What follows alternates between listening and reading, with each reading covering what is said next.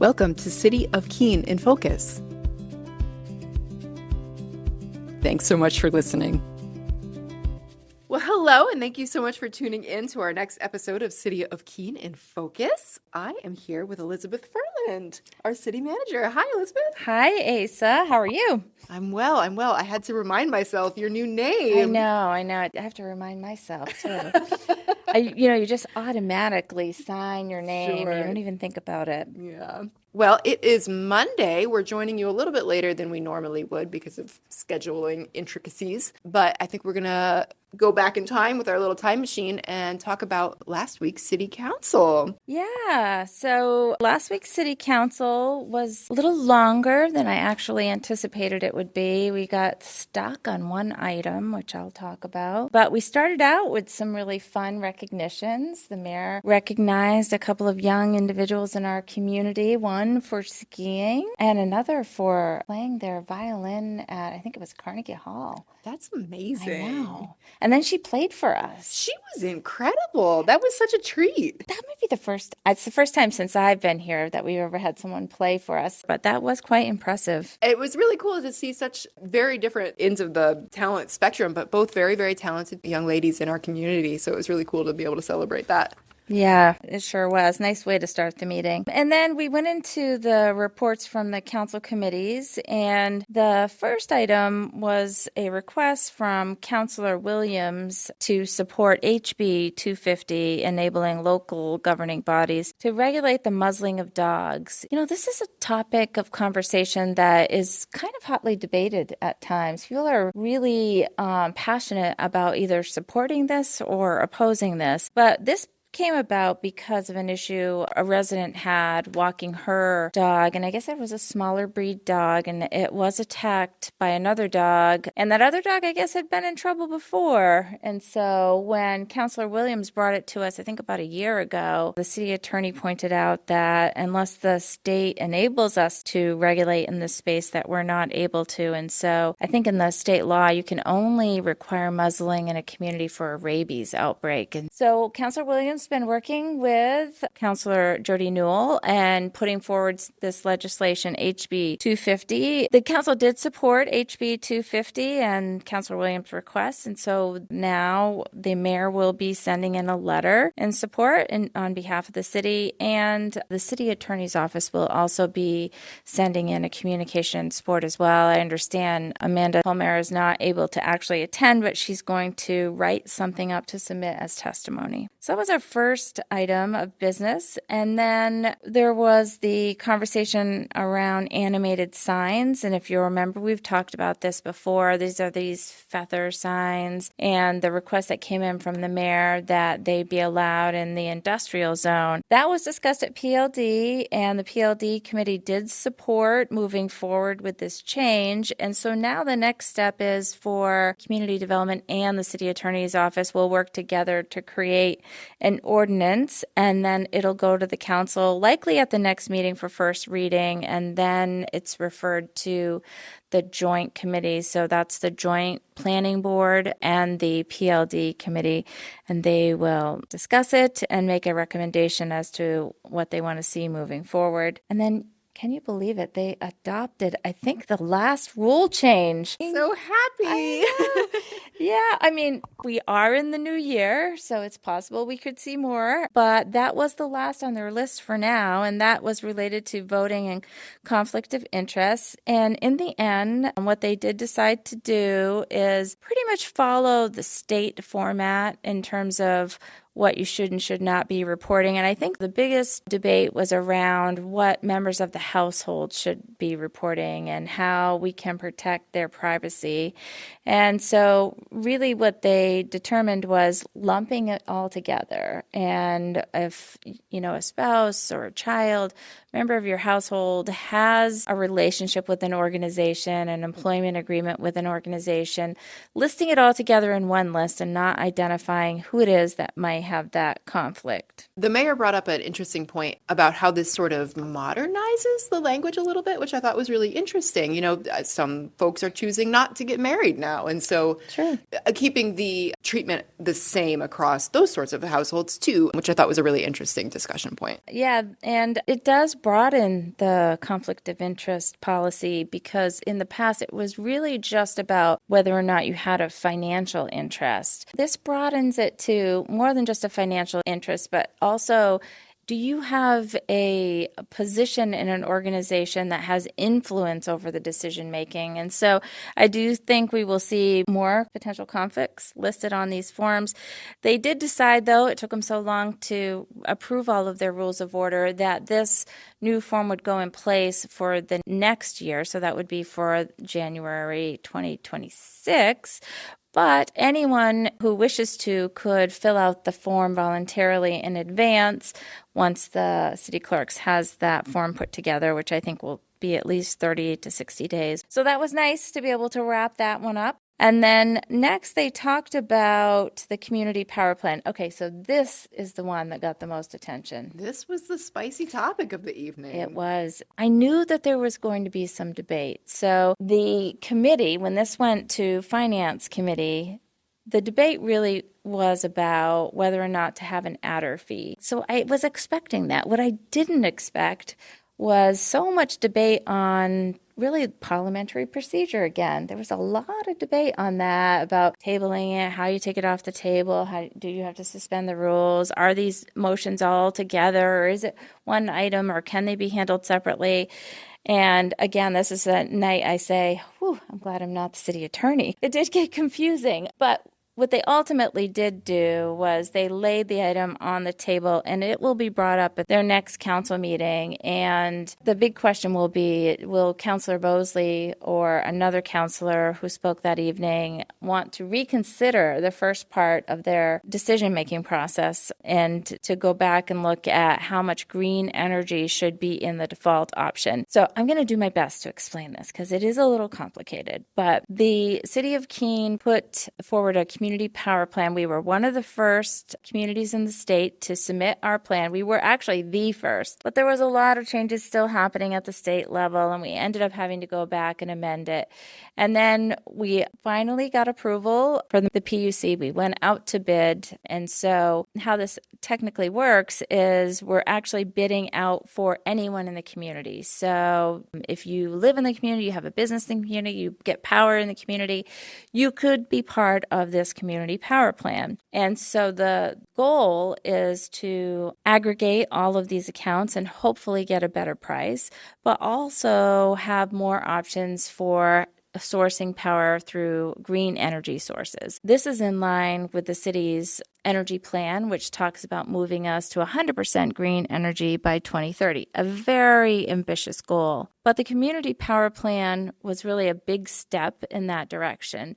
So the very first plan, we went to bid, and the plan was made up of multiple options. The lowest option, the lowest cost option, was the basic option, and that option includes what's required by the state of New Hampshire in terms of the amount of renewable energy, and that's 25%.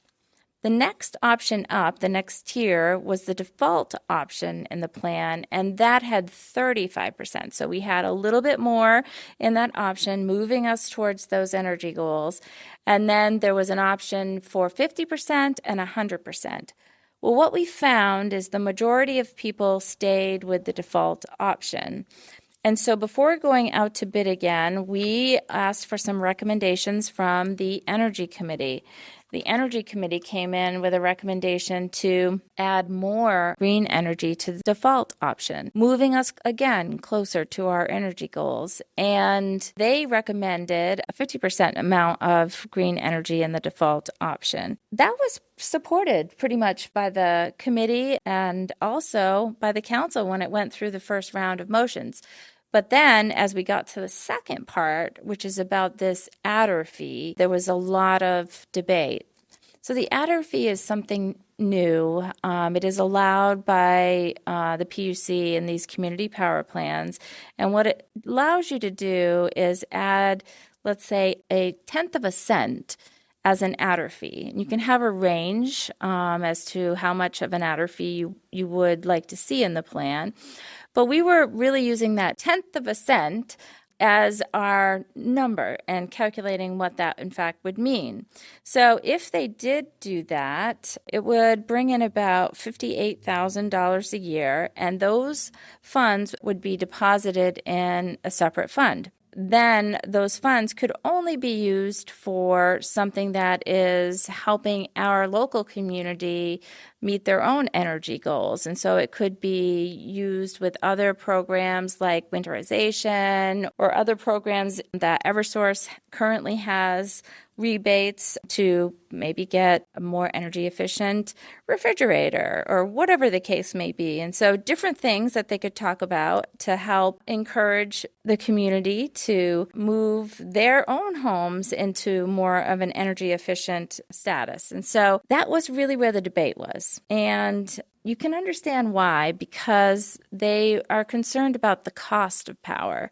With the cost of everything going up right now, groceries are just insanely expensive. Nothing is getting cheaper. The council's worried that if we have too much added on to this default and these other rates, that then it would not be cost effective for the residents of the community. So a lot of debate about that. The 1/10 of a cent would be equivalent to about $8 a year on a homeowner's electricity bill. Whereas increasing the default green energy to 50% would be about $80 a year. So it's more expensive to source more green energy than it is to, obviously, you can control what you're adding on in terms of that adder fee.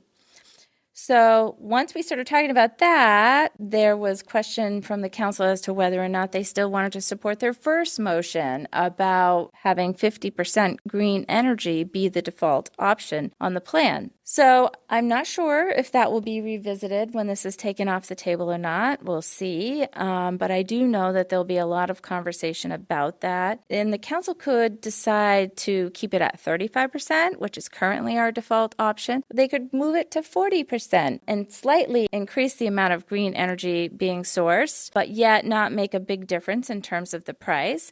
Or they could decide to keep it at 50 but not do the adder fee. There's lots of opportunity here to make change, and we won't know how that's going to shake out until the council has their conversation. We did talk a little bit about it this morning after staff meeting, just how to make it as clear as possible because it is complicated, and also to be ready with what sort of actions the council might want to take so that we can properly provide any guidance that they would like from us. Probably Amanda's going to be on the hook for this one. So this week is Tom Mullins, the city attorney's last week with us here at the city. He is now fully retiring. He has been retired from the position, but still working for us part-time on a contract basis. Last week on Thursday, that was his last city council meeting. That's a pretty monumental event. Oh my goodness. Having someone like Tom, who's been here for so long and has such command over the rules of order and just the history, is really, really helpful. And I know Amanda's going to do a great job, but I think we're going to be starting with a hefty conversation on community power that we'll talk about, the way to navigate their rules of order at the next council meeting. So hopefully that wasn't too confusing on the community power, but one of the things I want to talk about and make sure that everyone understands is community power is just another option for you.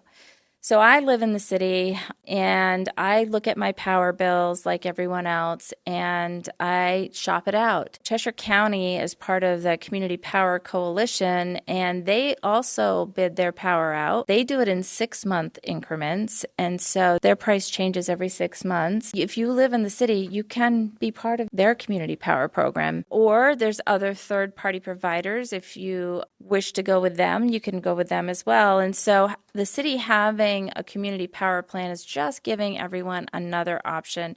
And in the beginning, when we first bid this out, we were one of the first communities, we were well below everyone else. But our plan is a 30-month plan, so we have longer contracts, which provides stability, and which is great for whether you're forecasting a budget for your personal, for your home, or if you're working for your organization, trying to figure out for the next month how much money you need to include in your utility budget. It's helpful to have a stable number that you can plug in, but that doesn't mean you have to stay there. So if you are in any of these plans and another plan becomes more beneficial to you, say you can get another provider has just as much green energy in the option that you have or you want to have, and that their pricing is more competitive, you can switch. And it's really easy to do so. You can call, or I think you can also do it online. I've always just called. It takes like 5 minutes to do it, and there's no cost. So you can bounce between these plans and really take advantage of all the opportunities that are available to both residents and businesses to both get the best price, but also get the amount of green energy that you want to purchase in your power plan. So the other item on the agenda was a lot of ordinances. We had some ordinances for first reading and then some resolutions. Some of these we've talked about before because it's second reading, which means we've talked about it at committee, we've talked about it at council, sometimes we've had public hearings, and so we've talked about them lots of times. But the first one was minimum lot sizes. That one was approved. The next one about residential parking requirements was approved. And I saw actually some social media over the weekend about this one. And, some people were either really excited about it or really upset about it. And so when you reduce the amount of required parking in a residential neighborhood or for a development, there's got to be parking somewhere. The concern is if you reduce it too much, what does that do to the public parking system? And I think that's a conversation we will continue to have into the future. But right now, there's just a real desire to have housing available in as many places as possible and not have parking be the reason why we cannot create more housing. And so that was well supported. There was a change to the interior and rear setbacks for the downtown edge zone that had been talked about. And then the floodplain appeals and variance process.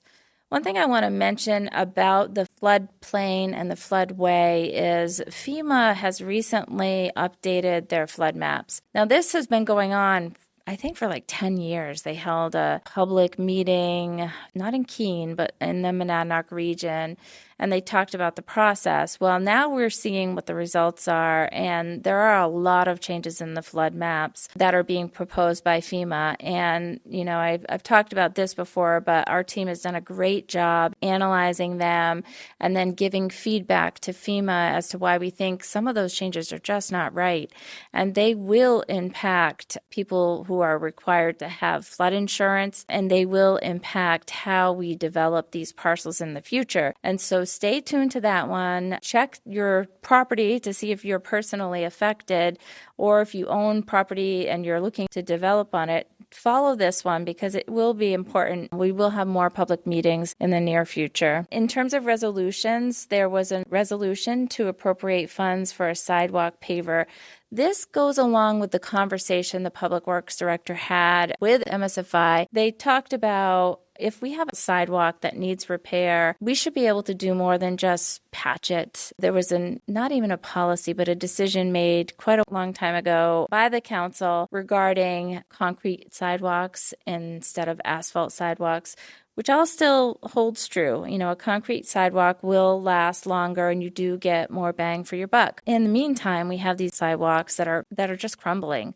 And so Public Works Director Don Lucier brought forward a plan to be able to pave over those sidewalks with asphalt and really improve them.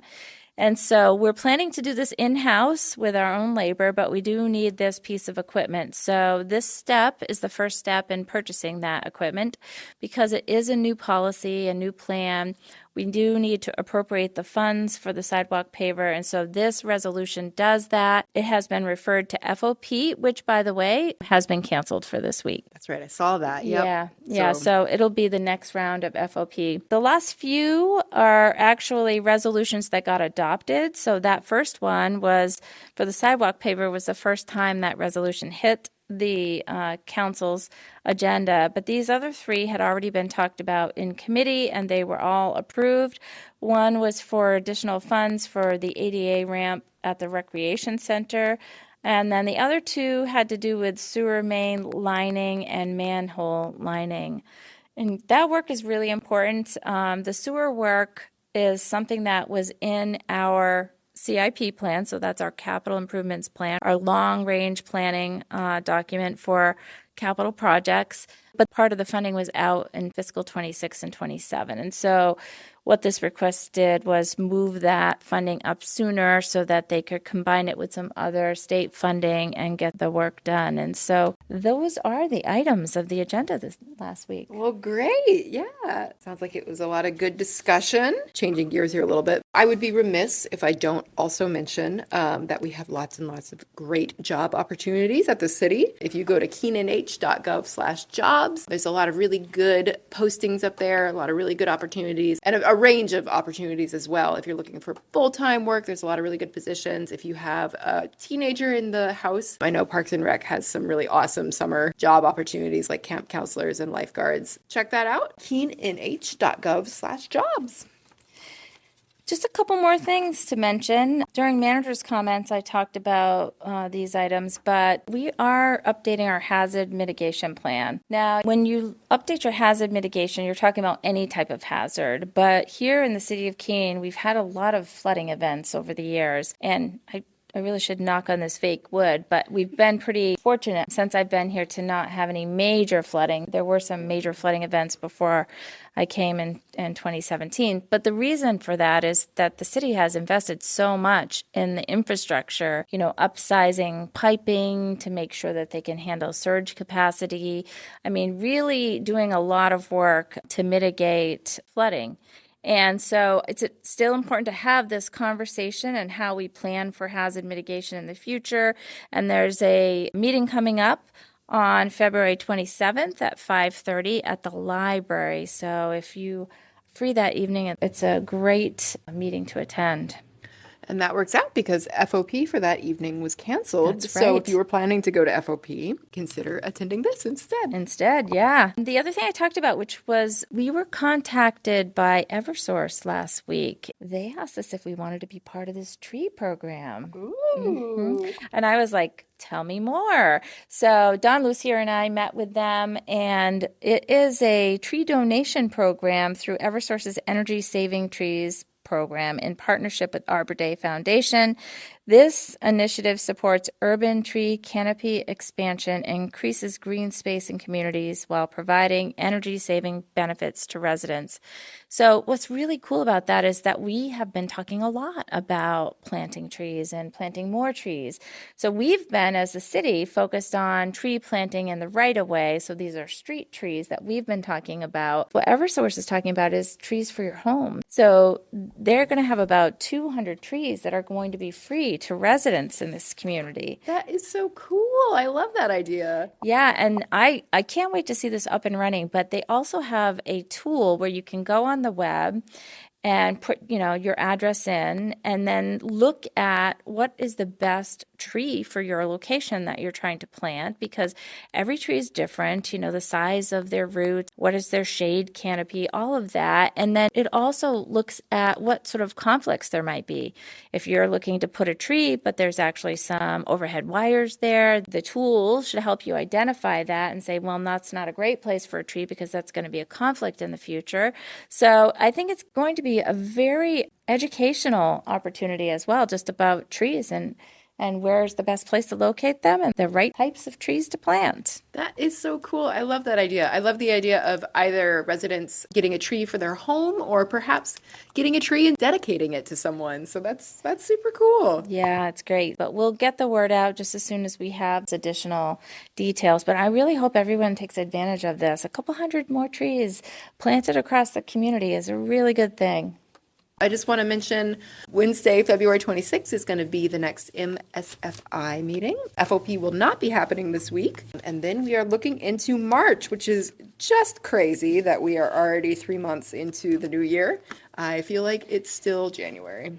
Asa, I'm so glad you reminded me about MSFI. They have a pretty long agenda this week. So the first item on their agenda is a presentation from the Department of Transportation regarding the Route 101 project. So that I'm actually very interested to hear that as well, because that's going to be a pretty large project and will impact traffic flow. But there are also a number of updates that Councillor Greenwald has asked the Public Works Director to provide.